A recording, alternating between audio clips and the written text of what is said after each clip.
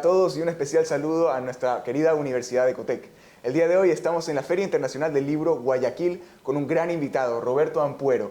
Él es escritor y político chileno de muchísima trayectoria y hoy nos acompaña porque está lanzando un nuevo libro que se llama Nunca volveré a Berlín. Hola Roberto, ¿qué tal? ¿Cómo está? Muchas gracias, muy feliz de estar en Guayaquil presentando mi nueva novela, Nunca volveré a Berlín.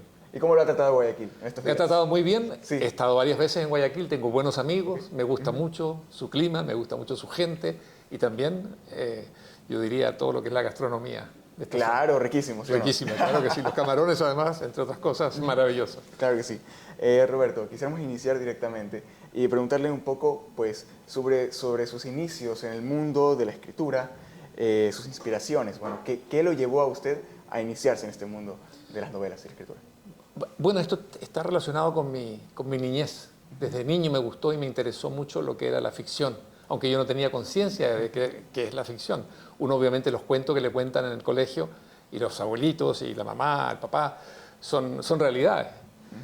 Pero eso a mí me impresionó mucho siempre, que los cuentos pudieran también interesar a los adultos.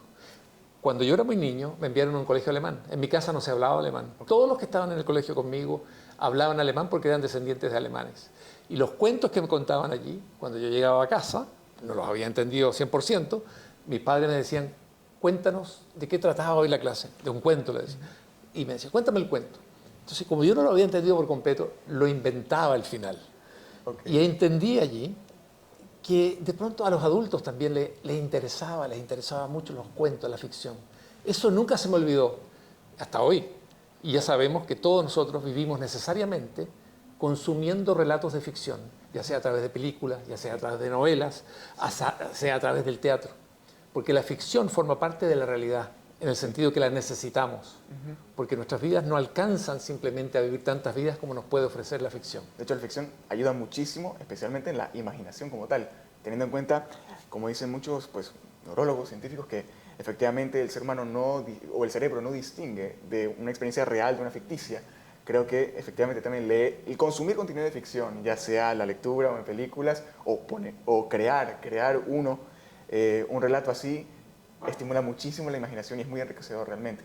De casualidad, de su infancia, ¿hay algún libro así de ficción que recuerde con mucho cariño o ahora en la actualidad? Ya, yo leía con mucho cariño a Julio Verne. Julio Verne. Y 20.000 leguas de viaje Bien, submarino, por ejemplo, La Vuelta al Mundo en 80 días también. Y eso marcó mi vida en una época muy distinta, ¿verdad? Ahora, cuando fui canciller, me tocó viajar un par de veces alrededor del mundo. Yo decía, pensar que cuando yo era niño y leía, darse una vuelta al mundo en 80 días era un éxito extraordinario. Claro. Y esto se hace en menos de 48 horas ahora. Y háblanos un poquito también sobre su educación. Estudió en un colegio alemán también. Así es. Pero, ¿cómo ha sido un poco su experiencia en el mundo académico como tal? Bueno, yo estudié en un colegio alemán, en la época en que el colegio alemán era el Colegio Alemán de Valparaíso, todas las asignaturas eran en alemán y todos los profesores eran alemanes, salvo el profesor de castellano, obviamente. Claro. Todo lo demás, gimnasia, lo que se llamaban trabajos manuales, todo aquello era en alemán. Por lo tanto, aprendí alemán desde muy niño, cosa que me ayudó mucho, digamos, durante mi vida posterior.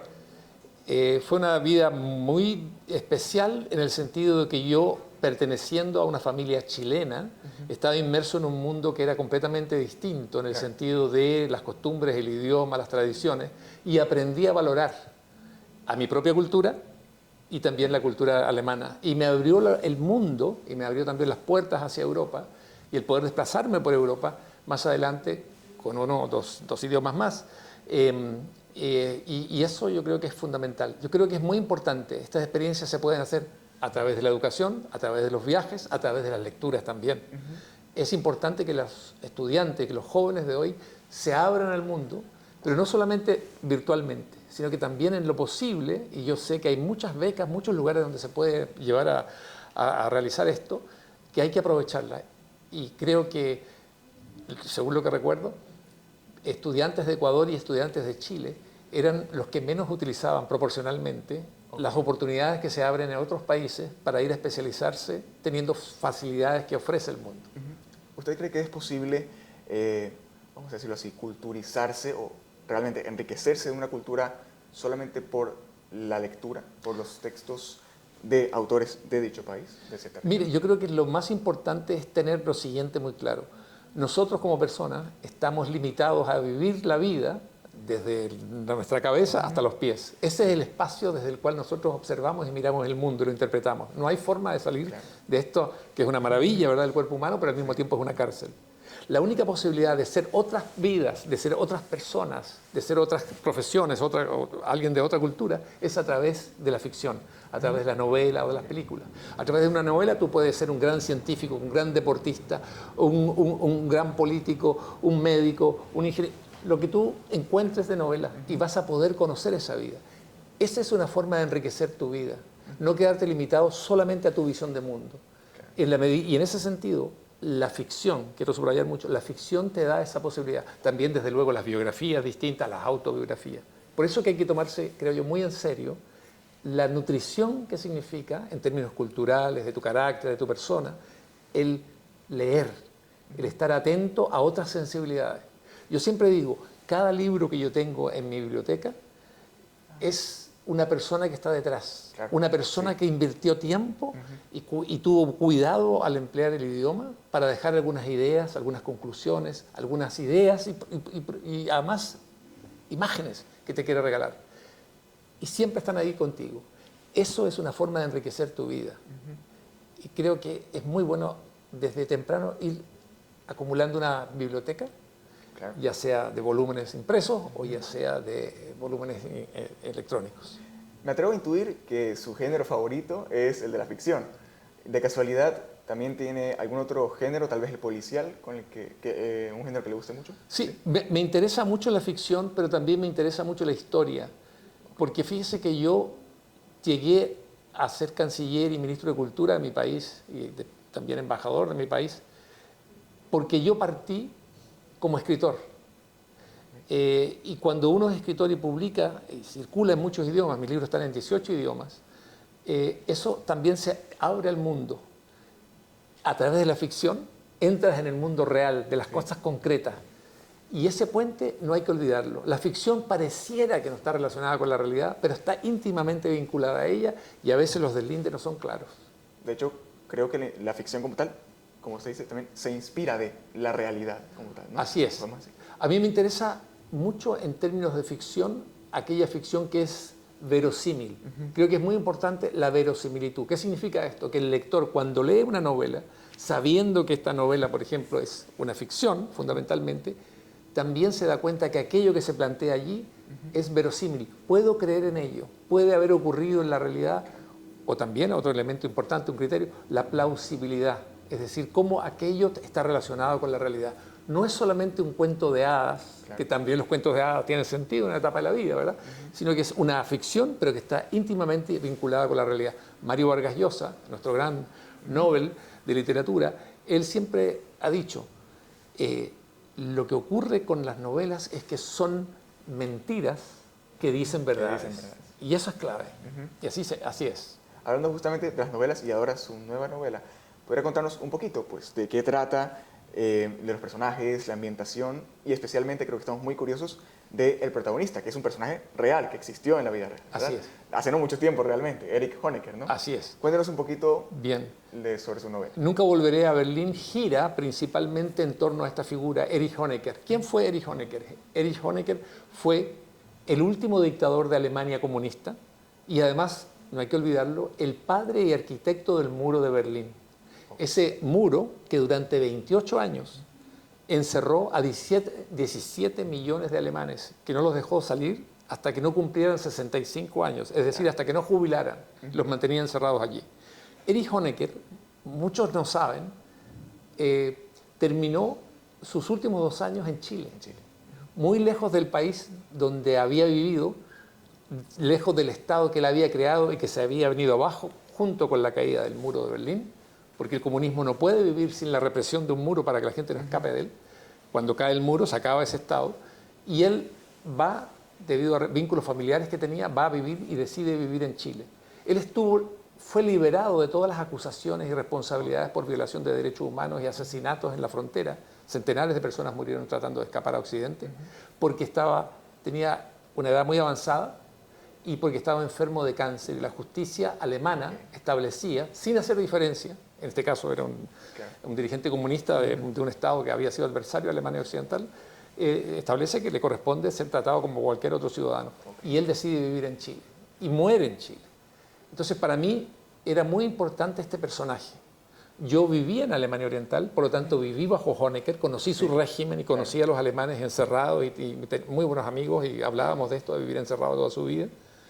Y después me tocó las cosas de la vida. Viviendo en Alemania Occidental, un día me llaman de la agencia de noticias, yo era corresponsal de prensa extranjera en Alemania, y me dicen, debes ir a Berlín Oriental porque se está cayendo el muro, se está acabando el mundo comunista en Europa Oriental. Y tienes que viajar, tú conoces ese mundo, lo has vivido, ve para allá. Y bueno, y fui. Y entonces me tocó ver a Honecker perdiendo el poder. A ese hombre que antes lo había visto poderosísimo, gobernando y encerrando a 17 millones de habitantes, de pronto lo veo perdiendo el poder. Y un par de años después, en 1993, hace 31 años, estando yo en Chile, llega Erich Honecker a mi país. Lo perseguía usted. Exactamente. ¿Y sabes qué dije? Dije, este personaje que me vuelve a aparecer en mi historia está pidiendo una novela. Sí. Y ahí dije, y ahí surge la idea, pero la idea no es que gire solamente en torno a él. Aquí hay dos personas que son clave en esta novela. Dos más, sí. Un chileno y una alemana oriental. Ella quiere hablar con Honecker, quiere entrevistarlo, ella está en Alemania, y llama a este joven chileno que había vivido en Alemania Oriental y que por lo tanto sabía alemán y que estaba trabajando de traductor de Erich Honecker, de intérprete de Honecker. Y le dice, yo quiero que tú me ayudes a acercarme a Honecker porque quiero entrevistarlo. Sería el sueño de mi vida en términos profesionales. Y algo que queda de manifiesto después, ellos dos, los dos, habían sido novios, pololos, amigos, románticamente unidos, porque él había vivido también en Alemania Oriental, cuando Alemania Oriental existía con muro. Se habían amado, habían pensado en casarse, pero el régimen les impidió casarse porque no querían que alguien se casara con una persona de Occidente porque se iba a escapar. Y entonces se rompe aquella relación. Y las cosas, la vuelta a la historia, años después se encuentran los dos, que ya cada uno siguió un camino distinto, pero se encuentran ellos como víctimas ante el victimario que los separó. Exacto. Allí arranca la novela. Es una relación entre ellos tres. Y la pregunta es, ¿qué hacemos? Claro. Aquí está el hombre que nos liquidó parte de la vida. ¿Lo matamos? ¿Lo culpamos? ¿Le decimos la verdad o callamos? Claro. No te voy a contar más. Y en la novela conocemos también la perspectiva de Eric, ¿no? Sí, me interesaba mucho eso. Es uno de los protagonistas, ¿verdad? Así es.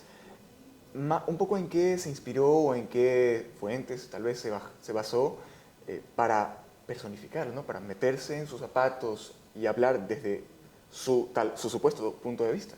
Cuando yo vivía en Alemania Oriental, Erich Honecker era casi un semidios, digamos, una figura inalcanzable que estaba solamente en la fotografía de todos los despachos. Y siempre sonriente, una sonrisa así, medio como la Mona Lisa. Pero nadie conocía su vida privada, nadie sabía nada sobre él, ni se hablaba sobre ella. En el comunismo todos los diarios y los medios se controlan. Solamente cuando él pierde el poder, cuando cae el muro de Berlín y se abren los archivos, es que nosotros nos empezamos a enterar de su historia verdadera. Yo devoré aquellos libros porque fue una persona que marcó mucho mi vida y me interesaba. Creo que de ahí arrancó el conocimiento de Honecker. Y yo lo que hice en esta novela es colocarlo en sus últimos años de vida, en sus 2 últimos años de vida, cuando ya está enfermo, cuando está con tratamiento y cuando también debido a eso tiene estados febriles. Y hay momentos en que él sueña y piensa que está hablando, que entra a hablar con él Carlos Marx, dialoga con él, Carlos Marx lo critica por lo que ha hecho, digamos. Sueña de pronto también que está Stalin, porque él fue stalinista en una época de su vida. Después, cuando Stalin cae, él se desapega y reniega de Stalin. Y con Fidel Castro, que también había tenido un vínculo. Entonces, esos son capítulos muy puntuales donde muestro a un Honecker ya en un estado febril y final, enfrentando sus propios fantasmas de la vida. Pero él mantiene una relación con ambos, con el chileno y con la alemana, ignorando de qué se trata y tratando de explicar lo inexplicable. ¿Cómo llegas tú a la conclusión de que lo que corresponde es encerrar a 17 millones de tus compatriotas detrás de un muro por 28 años? Algo que no puedes justificar. Pero tú sabes que todos los hombres, todos los seres humanos, para hacer determinadas acciones tienen justificaciones, sean las más elevadas y las más altruistas, como sean las peores, como en este caso, encerrar a su propia población. Sí. Y este caso a mí me interesaba indagarlo, ¿y sabes por qué? Me interesaba indagarlo porque nosotros de las dictaduras como esta sabemos muchos números de cuánta gente murió en el muro de Berlín, cuánta gente fue encarcelada en las cárceles de Alemania Oriental. Sabemos números. Lo que no podemos definir, porque es incuantificable, es el dolor que causaron. Exacto. Y eso me interesaba a mí indagar en esta novela. Eso que no tiene forma de ser medido. ¿Cuánto dolor? ¿Cómo mides tú el dolor que alguien te causa a través de abuso, por ejemplo, como persona? El dolor es siempre tremendo, profundo, pero ¿cómo se mide?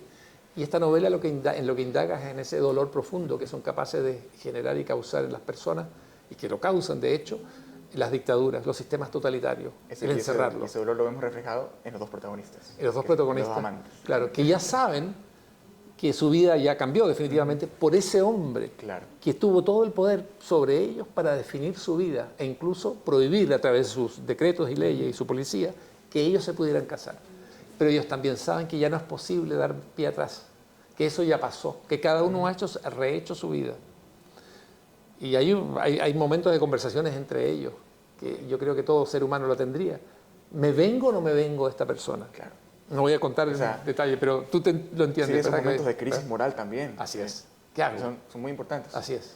Y bueno, Roberto, para ir terminando también, como una reflexión personal, yo creo que últimamente, ya en esta era un poco digitalizada de las pantallas, cada vez, no solo los jóvenes, sino también ya los adultos, tal vez no sentimos tanto interés por aprender cosas de memoria o datos importantes, ya sea de la historia de nuestro país, o estar enterados de lo que sucede en la política. Cotidianamente se dice que ahora la gente le hace asco a la política. Pero yo personalmente creo que es algo muy importante, y especialmente la política, porque lo que sucede en la política es lo que a la hora de la hora repercuta en la vida cotidiana de cada uno dentro del país, ¿no?